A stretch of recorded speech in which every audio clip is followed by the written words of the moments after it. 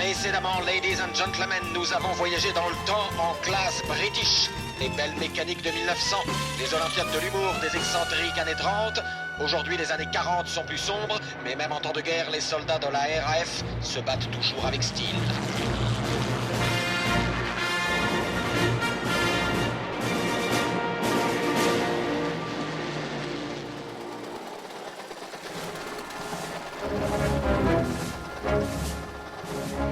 Sujet de Sa Majesté ou réfugié de l'Europe libre, vous voici prévenu.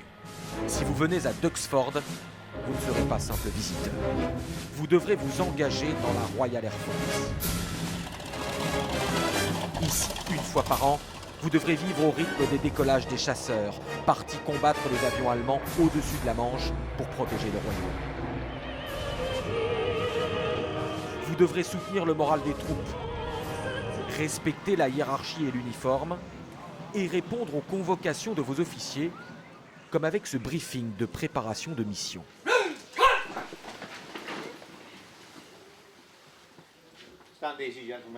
Messieurs, la Grande-Bretagne et ses alliés comptent sur nous pour concrètement botter des culs. Et c'est exactement ce que l'on va faire. Notre objectif ce soir, Berlin. Certes, ces pilotes et ces commandants sont des membres d'associations de passionnés. Mais avec le public, ils reproduisent minutieusement cette page de leur histoire. Les décors et les tenues sont aussi exacts que le scénario de cette nuit-là. Mon grand-père était dans cette escadrille de bombardiers le 31 août 1943, le raid sur Berlin. Malheureusement, il y a laissé la vie cette nuit-là. Et il est d'ailleurs enterré en France, à Poix. Ce briefing est basé sur son histoire. Duxford est un aérodrome historique. C'est d'ici que partaient les légendaires Spitfires durant la bataille d'Angleterre. Aujourd'hui, les spectateurs viennent du monde entier et notamment de France, car c'est bien simple, pour faire revivre cette époque, les Anglais sont les meilleurs.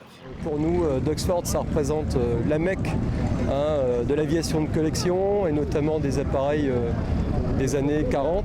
Et c'est la résistance anglaise face au nazisme notamment. C'est l'occasion de revivre l'atmosphère telle qu'on l'imagine durant la Seconde Guerre mondiale.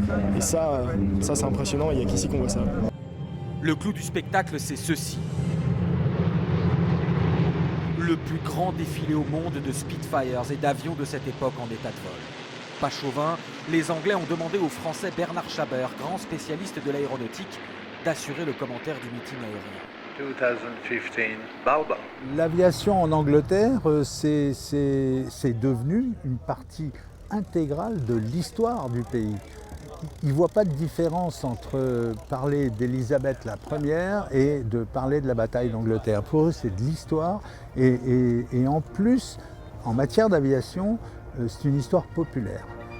Une aviation si populaire que de nombreux visiteurs viennent carrément s'offrir un vol, tel un copilote de la Royal Air Force. Certes, il n'y a plus le danger des avions allemands, mais pour le reste, cabines rustiques, tonneaux et loopings sont au rendez-vous.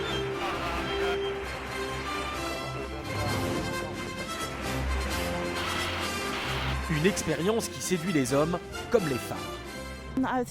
J'ai été très surprise quand mon pilote m'a donné les commandes.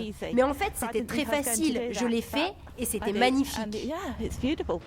Et les pilotes savent quelle importance les femmes ont eue dans la guerre, notamment sur le nez des avions. Duxford célèbre l'art de la pin-up.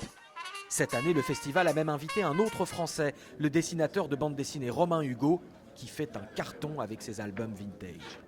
Les gens sont peut-être un petit peu lassés des choses très aseptisées, très en plastique, voilà, sans âme. Je m'aperçois même qu'il y a beaucoup de jeunes qui s'intéressent à ça. C'est pas un truc de vieux, un peu nostalgique. J'ai beaucoup de lectrices qui viennent et qui me disent souvent, bah écoutez, vous les faites girondes, vous les faites un petit peu pulpeuses comme à l'époque, très glamour. Ben oui, mais moi j'en ai marre des filles anorexiques dans les magazines qui sont un peu filiformes. Et comme les Anglais jouent le jeu jusqu'au bout, ils résistent à la modernité jusqu'au soir avec ces blitz parties.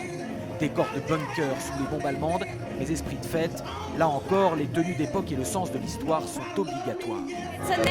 Moi, j'ai un uniforme authentique de femme officier de la Royal Navy, la marine, avec des galons et une cravate.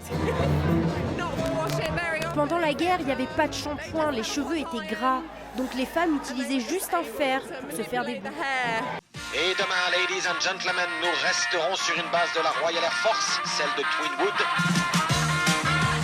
qui après la guerre va faire swinger les années 50 avec le jive et les débuts d'un certain rock'n'roll.